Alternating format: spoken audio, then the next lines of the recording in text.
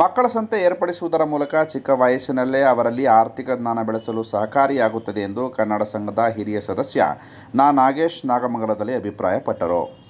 ಮಾದರಿ ಉನ್ನತ ಶಾಲೆ ಆಯೋಜಿಸಿದ್ದ ಮಕ್ಕಳ ಸಂತೆಗೆ ಭೇಟಿ ನೀಡಿದ ಸಂದರ್ಭದಲ್ಲಿ ಮಾತನಾಡುತ್ತಿದ್ದ ಅವರು, ವಿದ್ಯಾರ್ಥಿಗಳು ಕೇವಲ ಪಠ್ಯ ಚಟುವಟಿಕೆಗಳಿಗೆ ಮಾತ್ರ ಮೀಸಲಾಗದೆ ತಮ್ಮಲ್ಲಿನ ವ್ಯವಹಾರ ಜ್ಞಾನ ಬೆಳೆಸಿಕೊಳ್ಳಲು ಮತ್ತು ಸಾರ್ವಜನಿಕರೊಂದಿಗೆ ಬೆರೆಯಲು ಮತ್ತು ನಂತರ ಶೈಕ್ಷಣಿಕ ಜೀವನದ ನಂತರ ಮತ್ತೊಂದು ಸುಂದರ ಬದುಕನ್ನು ಕಂಡುಕೊಳ್ಳಲು ವಿದ್ಯಾರ್ಥಿಗಳಲ್ಲಿ ಈ ತರಹದ ಚಟುವಟಿಕೆಗಳನ್ನು ಏರ್ಪಡಿಸಿ ಅವರಲ್ಲಿರುವ ಇಚ್ಛಾಶಕ್ತಿಯನ್ನು ಗುರುತಿಸಲು ಸಾಧ್ಯವಾಗುತ್ತದೆ ಎಂದು ಅಭಿಪ್ರಾಯ ವ್ಯಕ್ತಪಡಿಸಿದರು.